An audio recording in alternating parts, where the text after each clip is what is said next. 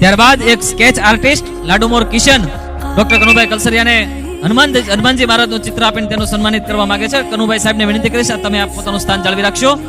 કિશન લાડુમોર જે આર્ટિસ્ટ છે પોતાની જાતે ચિત્ર બનાવે છે અને ડોક્ટર કનુભાઈ કલસરિયા સાહેબને ચિત્ર આપીને પોતાની કલા અર્પણ કરી અને તેનું સન્માન કરવા માંગે છે. મિત્રો જોરદાર તાળીઓના ગડગડાટથી આપણે કિશન લાડુમોર અને ડોક્ટર કનુભાઈ કલસરિયાને વધાવીએ.